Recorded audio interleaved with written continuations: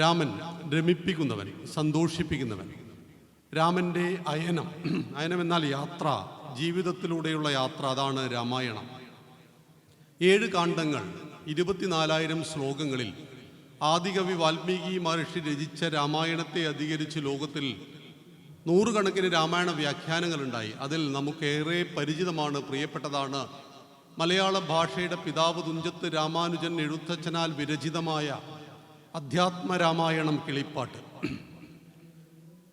ആ അധ്യാത്മരാമായണ കിളിപ്പാട്ടിലെ ബാലകാണ്ഡവും അയോധ്യാകാണ്ഡവുമാണ് കഴിഞ്ഞ 1 വർഷമായിട്ട് നമ്മുടെ മക്കളെയും സജ്ജനങ്ങളെയും 300ഓളം ടീച്ചേഴ്സ് പാഠശാലയിലൂടെ പഠിപ്പിച്ചത്. നന്നായി നോക്കി വായിക്കാൻ പഠിപ്പിക്കുക, ബൈഹാർട്ട് പഠിക്കണമെന്ന് പറഞ്ഞിട്ടില്ല. കാരണം രാമായണത്തിൽ 70% അധ്യാത്മരാമായണം സംസ്കൃതമാണ്, 30% മലയാളമുള്ളൂ. ഇതാരൊക്കെ വായിക്കും?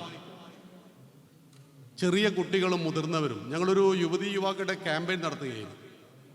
അപ്പോൾ രാമായണത്തെക്കുറിച്ച് വാദവരാതിങ്ങനെ സംസാരിക്കുമ്പോൾ ഒരു യുവതി എഴുന്നേറ്റ് പറഞ്ഞു, അതിനെനിക്ക് രാമായണം വായിക്കാനുള്ള പ്രായമായിട്ടില്ല. അപ്പോൾ എത്രയാണ് നിങ്ങൾ മനസ്സിലാക്കിയ പ്രായം? 60 വയസ്സാണ് രാമായണം വായിക്കേണ്ട പ്രായം എന്ന് തെറ്റിദ്ധരിച്ചിരിക്കുകയാണ് ആ ഹിന്ദു യുവതി. നമ്മുടെ സഹോദര മതങ്ങളായ ഇസ്ലാമിക ക്രൈസ്തവ സഹോദരങ്ങളോട് നമ്മൾ ചോദിക്കുക, ഖുറാൻ പഠിക്കേണ്ട പ്രായം ഏതാണ്? അപ്പോൾ അവർ പറയും 4 വയസ്സാണ് എന്ന്. ബൈബിൾ പഠിച്ചു തുടങ്ങുന്ന പ്രായം ഏതാണ്? അതും 4 വയസ്സാണ്. രാമായണം വായിക്കുന്ന പ്രായം ഏതാണ്? അത് 60 വയസ്സാണ്. എന്തുകൊണ്ട്?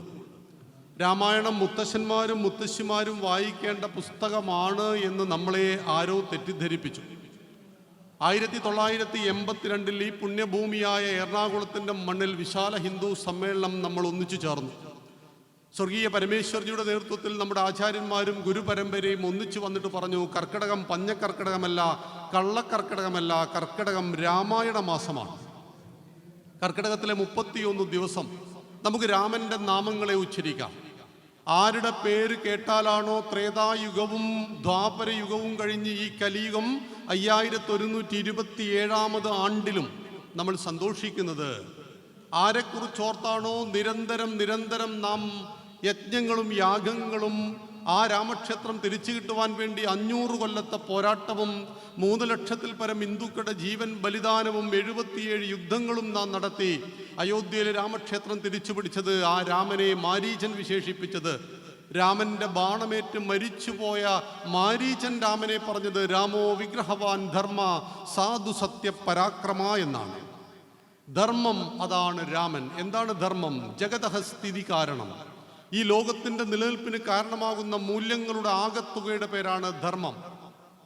പ്രാണിനാം സാക്ഷാത് അഭ്യുദയ നിശ്രേയസ ഏതഹൂ യഹ സഹ ധർമ്മ. മനുഷ്യൻ്റെ സാക്ഷാത് ശരിയായ അഭ്യുദയവും നിശ്രേയസവും ഭൗതികമായ ഉയർച്ചയുണ്ടാവണം നമുക്ക്. കുബേരനെ ആരാധിച്ചവരാണ് നമ്മൾ ഹിന്ദുക്കൾ. നമ്മുടെ ഒരു ദൈവത്തിൻ്റെ പേര് തന്നെ വൈശ്രവണൻ എന്നാണ്. അദ്ദേഹത്തിന് അന്ന് സ്വന്തമായി വിമാനമുണ്ടായിരുന്നു, പുഷ്പക വിമാനം. ആ ധനത്തിനൊപ്പം അദ്ദേഹം ശക്തിയെ ആരാധിച്ചില്ല, അതുകൊണ്ട് രാവണൻ കൊണ്ടുപോയി. ആദിപരാശക്തിയുടെ ക്ഷേത്ര സന്നിധിയിൽ നിൽക്കുമ്പോൾ 33 കോടി ദൈവങ്ങളുണ്ട് എന്നാണ് നമ്മുടെ വിശ്വാസം. ആ 33 കോടി ദൈവങ്ങളുടെ കയ്യിലും ഒരു കയ്യിൽ താമരയുണ്ടെങ്കിൽ മറുകൈയിൽ വാളുണ്ട്, ഗദയുണ്ട്, കുന്തമുണ്ട്, ചക്രമുണ്ട്. ധർമ്മത്തിൻ്റെ സംരക്ഷണത്തിന് സത്യത്തെയും ശക്തിയെയും ഒരുപോലെ ഉപയോഗിക്കണമെന്ന് ത്രേതായുഗത്തിൽ നമ്മളെ പഠിപ്പിച്ച രാമൻ, അച്ഛൻ്റെ വാക്ക് പാലിക്കാൻ വേണ്ടി 14 കൊല്ലം കാട്ടിലേക്ക് പോയ അതേ രാമനാണ് 72 മിനിറ്റ് കൊണ്ട് 14,000 രാക്ഷസന്മാരെ നിഗ്രഹിച്ച് ശൂർപ്പണഖയുടെ മൂക്ക് ചെത്തിയ വിഷയവുമായി ബന്ധപ്പെട്ടിട്ട് ശക്തിയെയും സത്യത്തെയും ഒരുപോലെ ആരാധിക്കുവാൻ നമ്മളെ പഠിപ്പിക്കുന്ന രാമനെക്കുറിച്ചും രാമായണത്തെക്കുറിച്ചും കേരളത്തിലെ ആളുകൾ പ്രചരിപ്പിച്ചു. ഇത് പഠിക്കേണ്ടതില്ല, PSCക്ക് ചോദ്യം വരില്ല. എന്തിന് ഹിന്ദുക്കൾ രാമായണം പഠിക്കണം? എന്തിന് നിങ്ങൾ രാമനെ പഠിക്കണം? എന്തിന് കൃഷ്ണനെ പഠിക്കണം? ഞങ്ങൾ കോളേജിൽ ചേർന്ന സമയത്ത് അന്ന് അവിടുത്തെ വിദ്യാർത്ഥി പ്രസ്ഥാനം ഞങ്ങളോട് പഠിപ്പിച്ചു തന്നു, രാമനും കൃഷ്ണനും ജീവിച്ചിരുന്നില്ല, അത് വെറും കെട്ട് കഥകളാണ്. രാമൻ ജീവിച്ചിരുന്നു എന്നതിന് ആയിരക്കണക്കിന് തെളിവുകൾ നിങ്ങളുടെ മുന്നിൽ ഹാജരാക്കുവാൻ നമുക്ക് കഴിയും. രാമൻ ജീവിച്ചില്ല എന്നതിന് ഒരു തെളിവ് പോലും ആർക്കും പറയാൻ സാധ്യമല്ല. രാമൻ ത്രേതായുഗത്തിൽ ജീവിച്ചിരുന്നു, ദശരഥ മഹാരാജാവിൻ്റെ മകനായി. എന്തിന് രാമായണം പഠിക്കണം? രാമായണത്തിൻ്റെ പ്രസക്തി എന്താണ്? പറഞ്ഞ വാക്ക് പാലിക്കാൻ വേണ്ടി ഹൃദയം പൊട്ടി മരിച്ചുപോയ ഒരു രാജാവിൻ്റെ ചരിത്രമാണ് രാമായണം. ദശരഥ മഹാരാജാവിന് കൈകേയിയോട് പറയാമായിരുന്നു, അന്ന് ഞാൻ അങ്ങനെ പറഞ്ഞിട്ടില്ല, അന്ന് ഞാൻ അങ്ങനെ പറഞ്ഞു എങ്കിലും ഇപ്പോൾ അത് പാലിക്കാൻ എനിക്ക് സൗകര്യമില്ല എന്ന് പറയാമായിരുന്നു. പക്ഷേ അഗ്നിസാക്ഷിയായി, സൂര്യൻ സാക്ഷിയായി, ആരും കേൾക്കാതെ ഭാര്യയ്ക്ക് കൊടുത്ത വാക്ക് പാലിക്കാൻ വേണ്ടി ഹൃദയം തകർന്ന് മരിച്ചുപോയൊരു രാജാവിൻ്റെ ചരിത്രമാണ്. വാക്കിൻ്റെ വിലയുടെ പ്രാധാന്യം നമ്മെ പഠിപ്പിക്കുന്നു രാമായണമെങ്കിൽ. അച്ഛൻ കൊടുത്ത വാക്ക് പാലിക്കാൻ വേണ്ടി മകൻ കാട്ടിലേക്ക് പോകുന്നു. 14 ദിവസമല്ല, 14 മാസമല്ല, 14 വർഷം. പുത്രൻ ഓർ പുത്രി, സൺ ഡോട്ടർ, മകൻ മകൾ എന്നൊക്കെ നമ്മുടെ വാക്കുകളാണ്. ഭാരതത്തിൻ്റെത് പുത്രൻ ഓർ പുത്രി എന്നുള്ളതാണ്. പുന്നാമ നരകത്തിൽ നിന്ന് പിതാവിനെ ത്രാണനം ചെയ്യിക്കുന്നവനാരോ അവൻ പുത്രൻ ഓർ പുത്രി. മാതാപിതാക്കളെ നരകത്തിൽ പതിക്കാതെ നോക്കുന്ന മക്കളുടെ പേരാണ് പുത്രൻ ഓർ പുത്രി. അച്ഛൻ്റെ വാക്ക് പാലിക്കാൻ 14 കൊല്ലം കാട്ടിലേക്ക് പോകുന്ന രാമന്റെ കൂടെ സീത പോകുമ്പോൾ സുഖത്തിലും ദുഃഖത്തിലും ലാഭത്തിലും നഷ്ടത്തിലും ജയത്തിലും പരാജയത്തിലും കൂടെയുള്ളവളാണ് സഹധർമ്മിണി എന്ന് രാമനും സീതയും നമ്മെ പഠിപ്പിക്കുന്നു. കൂടെ പോകുന്ന ലക്ഷ്മണനോട് രാമൻ പറയുന്നുണ്ട്, എന്തിന് ലക്ഷ്മണ നീ കൂടെ വരുന്നു, നിന്നോട് കാട്ടിൽ പോകുവാൻ കൈകേയി മാതാവ് പറഞ്ഞിട്ടില്ലല്ലോ എന്ന്. അതിന് ലക്ഷ്മണൻ കൊടുക്കുന്നൊരു മറുപടിയുണ്ട്, വന്യമൃഗങ്ങളും ഘോരമൃഗങ്ങളും താമസിക്കുന്ന കാട്ടിൽ എൻ്റെ ജ്യേഷ്ഠനും ജ്യേഷ്ഠത്തിയമ്മയ്ക്കും കാവൽ കിടക്കുവാൻ മറ്റാരുണ്ട് എന്ന്. അർഹമല്ലാത്ത സിംഹാസനം ഭരതന്റെ കൈവെള്ളയിൽ വന്നു. ഒരു മഹാസാമ്രാജ്യം കൈവെള്ളയിൽ വന്നിട്ടും ഒരു നിമിഷം പോലും ആ സിംഹാസനത്തിൽ ഇരിക്കാതെ ജ്യേഷ്ഠന്റെ പാദുകങ്ങളെ സിംഹാസനത്തിൽ വെച്ച് 14 കൊല്ലം രാജ്യം ഭരിച്ചു ഭരതൻ. ഒരു വാർഡ് മെമ്പറാകാൻ വേണ്ടിയിട്ട് പോലും ആളുകൾ നെഞ്ചത്തടിച്ച് നിലവിളിക്കുന്ന നമ്മുടെയെല്ലാം നാട്ടിൽ ഒരു മഹാസാമ്രാജ്യം കൈവെള്ളയിൽ വന്നിട്ടും ഒരു നിമിഷം പോലും ആ സിംഹാസനത്തിൽ ഇരിക്കാതെ 14 കൊല്ലം ജ്യേഷ്ഠന് വേണ്ടി ജ്യേഷ്ഠന്റെ ചെരുപ്പിനെ, പാദുകങ്ങളെ സിംഹാസനത്തിൽ വെച്ച് അർഹമല്ലാത്ത അത് എനിക്ക് വേണ്ടെന്ന് പറഞ്ഞ ഭരതൻ നന്ദിഗ്രാമിൽ പുൽപ്പായിൽ കിടന്നുകൊണ്ട് ഭരതൻ യജ്ഞഭൂമിയിൽ രാമന് വേണ്ടി യജ്ഞം നടത്തുമ്പോൾ ഭരതന് വേണ്ടി പാദസേവ ചെയ്തുകൊണ്ട് ശത്രുഘ്നനും കൂടെ ഉണ്ടായിരുന്നു. ഒരച്ഛന് 3 അമ്മയിൽ ജനിച്ച മക്കൾ. എത്രമാത്രം ആഴത്തിലാണ് രാമായണം പഠിച്ചാൽ നമ്മുടെ മക്കൾ പരസ്പരം സ്നേഹിക്കുക. ഒരു കോടതിക്കടുത്താണ് എൻ്റെ വീട് വരുന്നത്. 1 സെന്റ് ഭൂമിയുടെ പേരിൽ തമ്മിൽ കലഹിച്ച് വർഷങ്ങളായിട്ട് കോടതിയിൽ ഫൈറ്റ് ചെയ്യുന്ന ഒത്തിരി സഹോദരന്മാരെ ഞാൻ അവിടെ കാണാറുണ്ട്. ഇവിടെയാണ് ഒരു മഹാസാമ്രാജ്യം കൈവെള്ളയിൽ വന്നിട്ടും 14 വർഷം പൂർത്തിയാകുന്നതിൻ്റെ സുപ്രഭാതത്തിൽ എൻ്റെ രാമൻ അയോധ്യയിൽ വന്നില്ലെങ്കിൽ ഞാൻ അഗ്നിപ്രവേശം ചെയ്യുമെന്ന് പറയുന്ന ഭരതനെക്കുറിച്ച്, ലക്ഷ്മണനെക്കുറിച്ച്, രാമനെക്കുറിച്ചും ശത്രുഘ്നെക്കുറിച്ചും പ്രിയമുള്ള അമ്മമാരെ നമ്മുടെ മക്കളെ പഠിപ്പിക്കണം. നമ്മുടെ മക്കൾ ഒരിക്കലും ഒന്നിൻ്റെ പേരിലും തമ്മിൽ തല്ലരുത്. മുകേഷ് അംബാനിക്കും അനിൽ അംബാനിക്കും ദാരിദ്ര്യമില്ല, പക്ഷെ അവർ കണ്ടാൽ മിണ്ടില്ല. ഇവർ രാമായണം പഠിച്ചില്ല എന്ന് തോന്നുന്നു. രാമായണം പഠിക്കുന്ന ഒരു സഹോദരങ്ങളും തമ്മിൽ കലഹിക്കില്ല.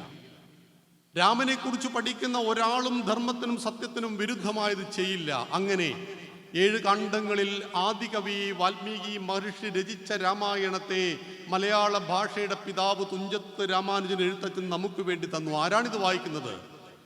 രാമനാമത്തെ സദാകാലവും ജപിച്ചിടും കാമനാശനൻ ഉമാവല്ലഭൻ മഹേശ്വരൻ, ശ്രീ മഹാദേവൻ പരമേശ്വരൻ സർവേശ്വരൻ. മഹാദേവൻ പോലും വായിക്കുന്നത് ഈ രാമായണമാണ്.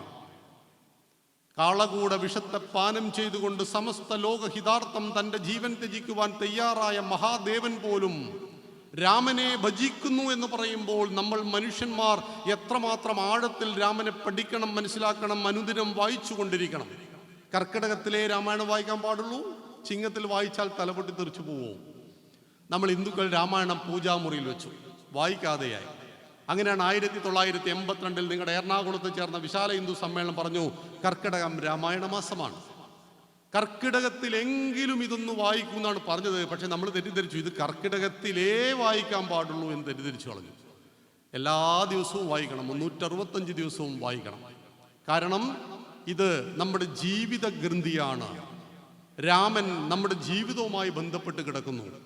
ജീവിതത്തിലുണ്ടാകുന്ന സകല പ്രതിസന്ധികൾക്കും രാമൻ കൊടുക്കുന്ന മറുപടിയാണ് രാമായണം എന്നറിയണം. ആ രാമായണത്തെ ഈ കഴിഞ്ഞ 3 വർഷമായിട്ട് സനാതനൻ ധർമ്മ പാഠശാല പ്രത്യേകിച്ച് മക്കളെ പഠിപ്പിച്ചുകൊണ്ടിരിക്കുകയാണ്. ഈ വർഷം 12,000-ഓളം കുട്ടികളെയാണ് നമ്മൾ രാമായണത്തിൽ 300-ഓളം ടീച്ചേഴ്സ് ഇവിടെയുണ്ട്. അവർ ആദരിക്കുന്ന ഒരു ചടങ്ങുണ്ട്. 300-ഓളം ടീച്ചേഴ്സ് കേരളം മുഴുവനുണ്ട്. അതിൽ ഏറ്റവും കൂടുതൽ ടീച്ചേഴ്സ് ഉള്ള ഒരു ജില്ല കൂടിയാണ് എറണാകുളം ജില്ല.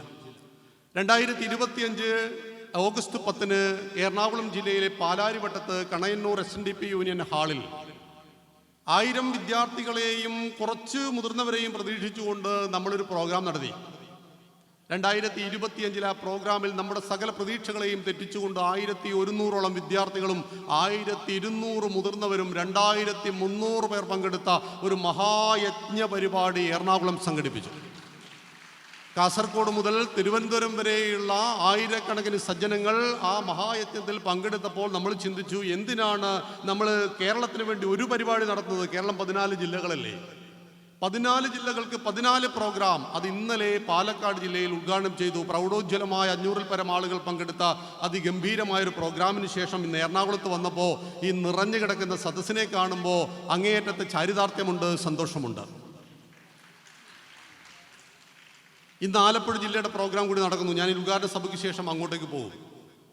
വരുന്ന ഓഗസ്റ്റ് 9 തിരുവനന്തപുരത്ത് ഈ പ്രോഗ്രാം സമാപിക്കുന്നതോടുകൂടി കേരളത്തിലെ 14 ജില്ലകളിലും ഏകദിന രാമായണ സംഗമം, അതിൻ്റെ പേര് ശ്രീരാമരാജ്യം എന്നാണ്. മഹാത്മാഗാന്ധിയോട് അന്നത്തെ ജനങ്ങൾ ചോദിച്ചു, സായിപ്പിനെ ഓടിച്ചിട്ട് നമ്മൾ ഉണ്ടാക്കാൻ പോകുന്ന രാജ്യത്തിൻ്റെ പേരെന്താണ് ഗാന്ധിജി? ഒരു കയ്യിൽ തുളസിമാലയും മറുകയിൽ ഭഗവത്ഗീതയുമായിട്ട് ഭാരതം മുഴുവൻ സഞ്ചരിച്ച ഗാന്ധിജി കൊടുത്ത മറുപടി, സായിപ്പിനെ ഓടിച്ചിട്ട് നമ്മൾ ഉണ്ടാക്കാൻ പോകുന്ന രാജ്യത്തിൻ്റെ പേര് രാമരാജ്യം എന്നുള്ളതാണ്. ആ രാമരാജ്യത്തിലേക്ക് കുതിച്ചുകൊണ്ടിരിക്കുകയാണ് നമ്മുടെ ഭാരതം. 2047 ആകുമ്പോഴേക്ക് ലോകത്തിൽ നമ്പർ 1 സാമ്പത്തിക ശക്തിയും സാമൂഹ്യ ശക്തിയും സാംസ്കാരിക ശക്തിയുമായി നമ്മുടെ രാഷ്ട്രത്തെ മാറ്റുവാൻ നമുക്ക് രാമൻ വേണം. ഈ നിൽക്കുന്ന മക്കളാണ് 10 വർഷങ്ങൾക്കപ്പുറം ഈ രാഷ്ട്രത്തെ നയിക്കേണ്ടത്. 2036 ആകുമ്പോഴേക്ക് ലോകത്തിന് വഴികാട്ടിയായി ഭാരതത്തെ സഞ്ചരിപ്പിക്കുവാനുള്ള ദൗത്യം എൻ്റെ പ്രിയപ്പെട്ട മക്കൾ ഏറ്റെടുക്കണമെങ്കിൽ വ്യക്തി നിർമ്മാണം, മാൻ മേക്കിംഗ് നടക്കണം. ഞാൻ ആരെന്നും എൻ്റെ സത്വബോധം എന്താണെന്നും എൻ്റെ പൈതൃകവും പാരമ്പര്യവും ചരിത്രവും എന്താണെന്ന് തിരിച്ചറിയുന്ന ഒരു ജനതയാണ് ഒരു രാജ്യത്തിൻ്റെ സമ്പത്ത് എന്ന് പറയുന്നത്. എൻ്റെ പൂർവികനാണ് രാമൻ, എൻ്റെ പൂർവികനാണ് കൃഷ്ണൻ എന്നും തിരിച്ചറിയുന്ന മക്കളുണ്ടാവണം.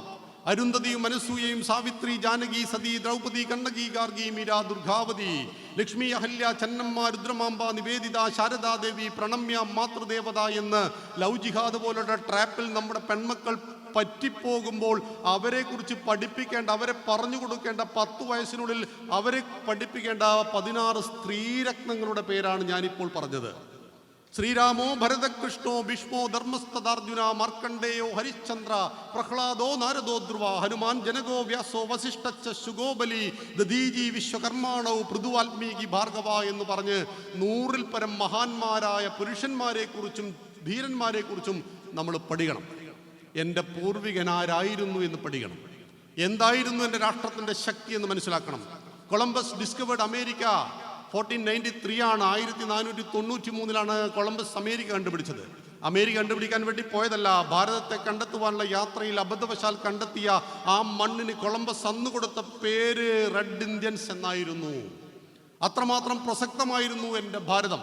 ഗ്രീക്കും റോമും ഈജിപ്തും മെസപ്പൊട്ടോമിയയും ബാബിലോണിയൻ സംസ്കാരങ്ങളെല്ലാം തന്നെ ചരിത്രത്തിൻ്റെ താളുകളിലേക്ക് വലിച്ചെറിയപ്പെട്ടിട്ടും ചരിത്രം രേഖപ്പെടുത്തിയ 2300 വർഷക്കാലത്തെ നിരന്തര വൈദേശാക്രമണത്തിന് ശേഷവും 78 വർഷങ്ങൾക്ക് മുമ്പ് സായിപ്പ് മണ്ണ് വിടുമ്പോൾ ഈ ഭാരതത്തെ 2ആയി വിഭജിച്ച് മണ്ണ് വിട്ട് പോയിട്ടും ഇന്നും നിങ്ങളും ഞാനും ഈ എറണാകുളത്തിൽ ആദിപരാശക്തിയുടെ ഈ യജ്ഞഭൂമിയിൽ രാമനെ കുറിച്ച് ചിന്തിക്കുവാൻ ഒന്നിച്ചിരുന്നുവെങ്കിൽ ഈ ധർമ്മത്തിൻ്റെ മറ്റൊരു പേരാണ് സനാതനം. ഒരിക്കലും നശിക്കാത്തത്, ആർക്കും നശിപ്പിക്കുവാൻ കഴിയാത്തത്. ആ മഹത്തായ സംസ്കാരത്തിൻ്റെ ഭാഗമായി ഒട്ടും കരിന്തിരി കത്താതെ കഴിഞ്ഞ തലമുറ ഈ മഹത്തായ സംസ്കാരത്തെ നമ്മുടെ കൈകളിൽ ഏൽപ്പിച്ചു. ഇതിനെ അടുത്ത തലമുറയിലേക്ക് കൈമാറുവാൻ കാലമേൽപ്പിച്ച നിയോഗം ആദിപരാശക്തിയുടെ നിറസാന്നിധ്യത്തിൽ നിറഞ്ഞ മണ്ണിൽ ഹൃദയപൂർവ്വം രാമനെ ഹൃദയത്തിൽ പ്രതിഷ്ഠിച്ച് രാമോ വിഗ്രഹവാൻ ധർമ്മ എന്ന രാമൻ എന്ന് പറയുന്ന ആ മഹാത്മാവിൻ്റെ ജീവിതത്തെ വഴികാട്ടിയാകുവാൻ ഈ ഒരു യജ്ഞവേദിക്ക് കഴിയട്ടെ എന്ന് ആശംസിക്കുന്നു. ശ്രീരാമചന്ദ്രൻ വിജയിക്കട്ടെ. ഹിന്ദു രക്ഷാ